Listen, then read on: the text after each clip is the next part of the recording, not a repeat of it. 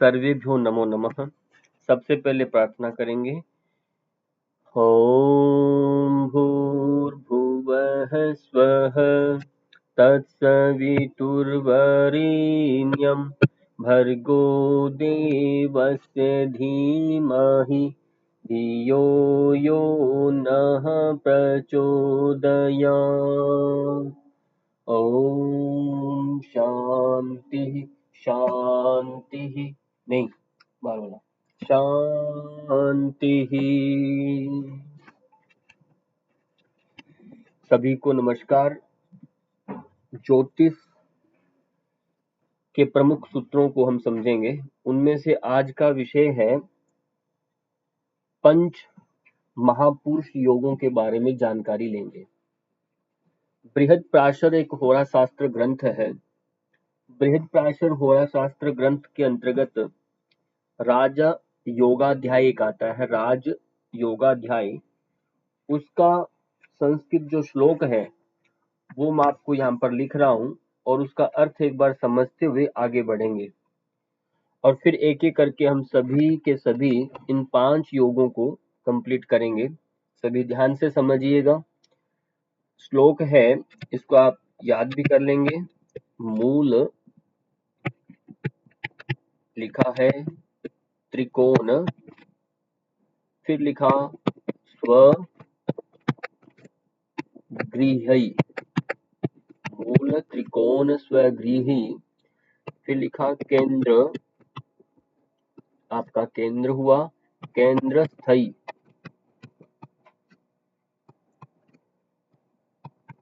पंच धीर और ग्रही, ये पहली लाइन है। फिर दूसरा इसमें पंक्ति है क्रमाद। अब यहाँ पर रूचक पहला, फिर भद्र, हंस, साथ साथ में नोट कर लीजिए, मालव्य, मालव्य, शश, शश, संजकाः,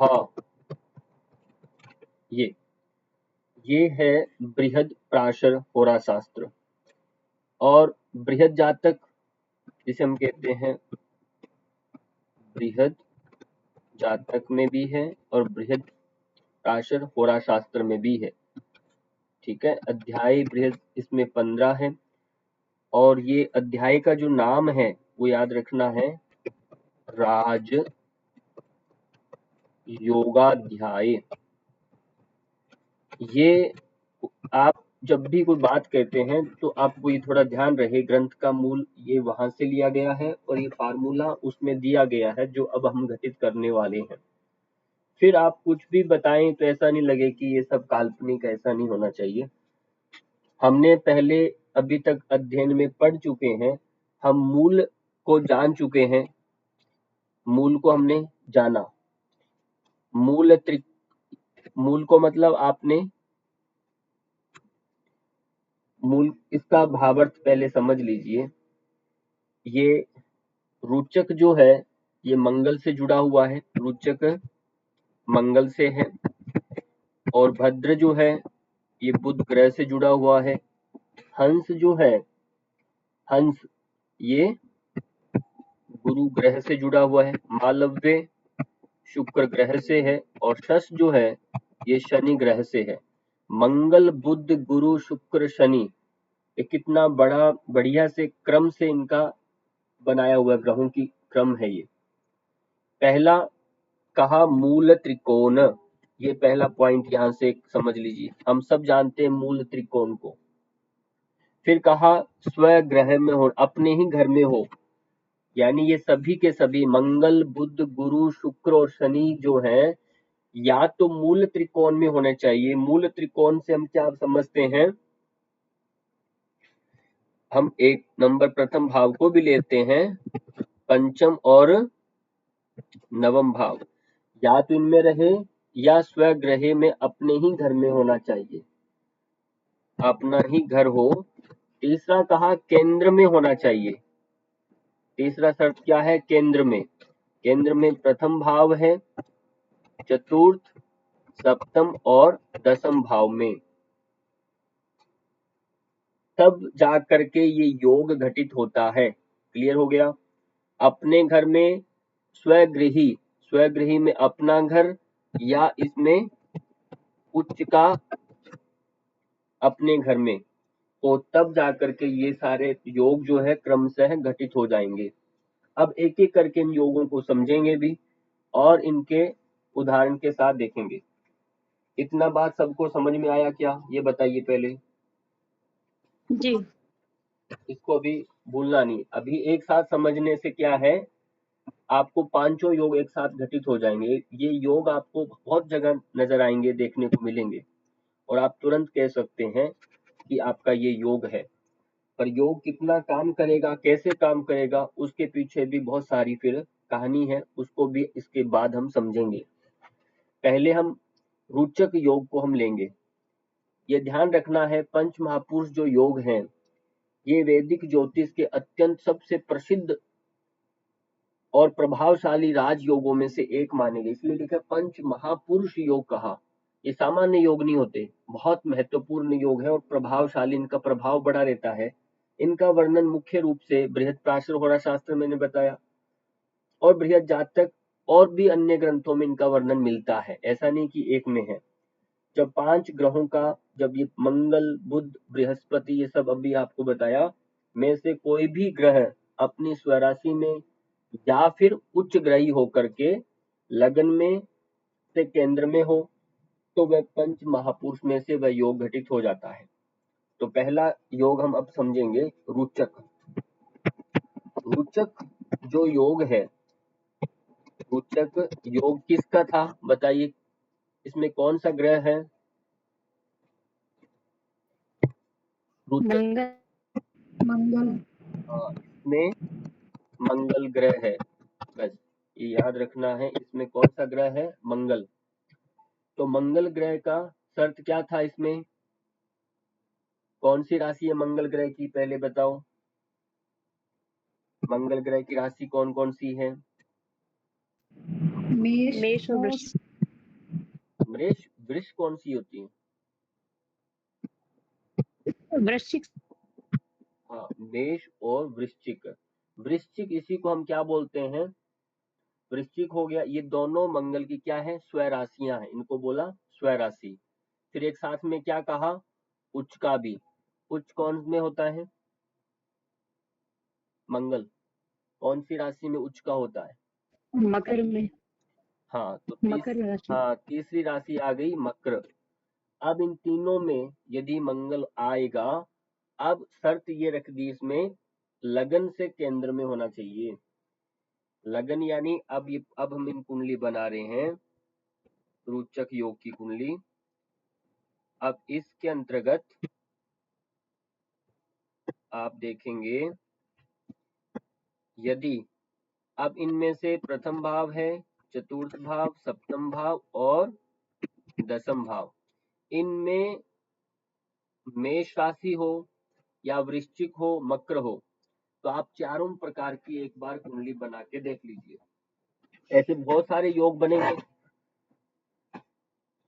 पहले आप देखेंगे, ये मेष लगन की कुंडली है। अब मेष में यदि मंगल यहाँ आ जाए तो अब यहाँ पर उच्च का हो जाएगा। यदि मंगल यहाँ आ जाए तो स्वगृही है, तब भी एक कौन सा योग कहलाएगा? योग बनेगा रोचक।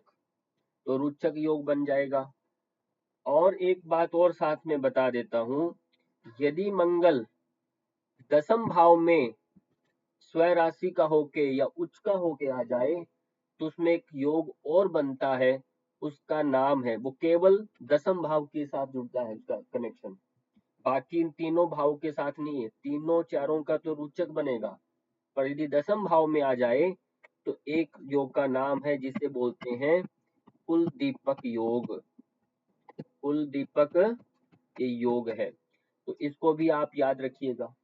तो ऐसा व्यक्ति दसम भाव में अपनी राशि या उच्च का होके यदि मंगल हो तो वह निश्चित रूप से अपने कुल का नाम रोशन करता है। कुल दीपक योग ही इसको बोला गया, यानी वो अपने ही पुरुषार्थ से मेहनत करेगा और अपने पुरुषार्थ से धनार्जन करके अपना नाम कमाएगा, अपना भी और कुल का नाम रोशन करता है। तो ये कितनी अच्छी बात होगी। पर अब कभी ऐसा भी देखने को मिलेगा, अरे ये तो यहाँ कुलदीपक योग भी और ये तो अभी भी कष्ट में चल रहा है। संघर्ष तो रहता ही है पर कष्ट में है, कुछ हो नहीं रहा। तो फिर उसमें विचार करने का जो है वो सारा का सारा उसके पीछे क्या कहानी है, यानी ये उस ग्रह की, उसमें केवल अपन इन ग्रह को, इनको योग को ही नहीं देखना होता, केवल पर्याप्त नहीं होता। अब ग्रह की उसमें शक्ति कितनी है, कहीं वह पंच जो इसमें अवस्थाएं होती है ग्रह की, कहीं वह अभी बाल अवस्था में या मृत अवस्था प्रौढ़ अवस्था में तो नहीं है, वो अवस्था भी देखनी पड़ेगी।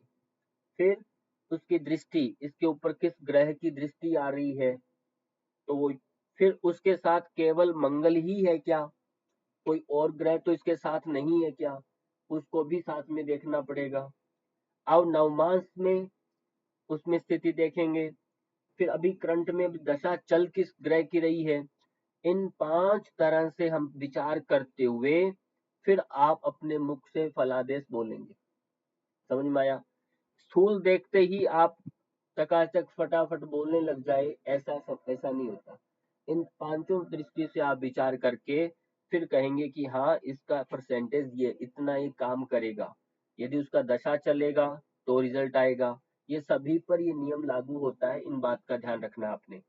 तो रोचक योग में आपको ये बात स्पष्ट हो गई, यदि इन चारों भाव में मंगल अपनी राशि का हो, जैसे यहाँ मेष है, ऐसे ही यदि यहाँ पर 8 नंबर आ जाए तो यहाँ 8 कैसे बनेगा, यहाँ 7 बनेगा, यहाँ 6 बनेगा।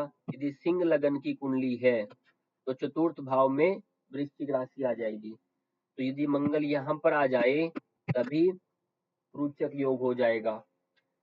अब यहाँ पर 9 बन जाएगा, 10 बनेगा, 11 बनेगा। अब 10 नंबर यहाँ पड़ गया उसका, यहाँ तो मंगल अब उच्च का होके यदि मंगल यहाँ आ जाए तो पर ये रोचक योग नहीं कहलाएगा, इस बात का ध्यान रखना है।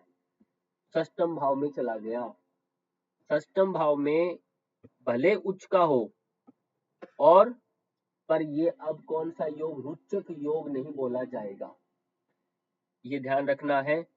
अब इसमें भले मंगल स्वग्रही है, मतलब उच्च का है और इसी भाव में कारक भी है, मंगल और शनि दोनों कारक ग्रह भी है, पर ये रोचक योग का नाम नहीं लेंगे आप। मेरा कहना इतना है, ये सारा खेल केंद्र से जुड़ा हुआ है, केंद्र में यदि हो तो ही बनेगा। बात स्पष्ट हो गई आप सबको? बोलिए। जी सर। जी सर। तभी बताना, मुस्कान आपको स्पष्ट हुई नहीं? अरुणा जी जी आप? सर जी। जी सर। हाँ बहुत। तो नेक्स्ट में चलते हैं। अब नेक्स्ट हमारा इसके बाद कौन सा योग बनता है, अब अपने आप सोचिए। ग्रह के साथ योग का नाम समझिए, अभी मंगल की बात हो गई, बुध का साथ कौन सा योग बनता है? भद्र योग। भद्र योग।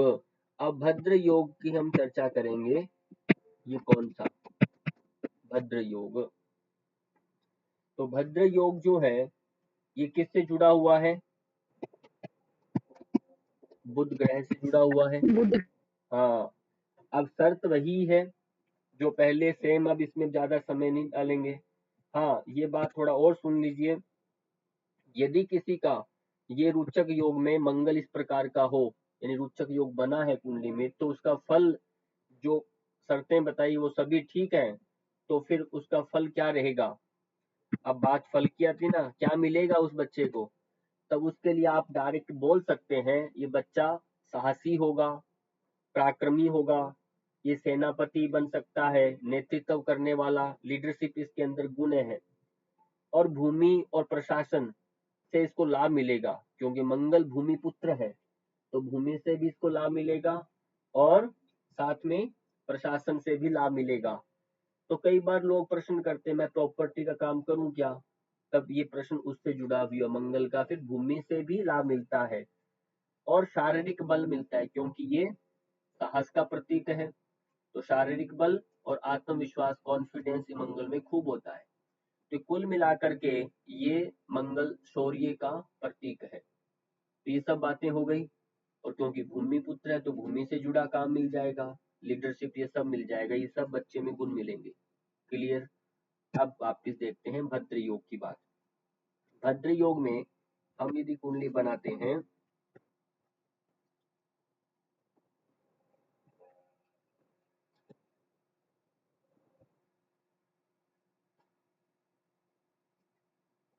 इन सब की अलग अलग बनाए के डिटेल एक साथ ही बना दें, बताओ।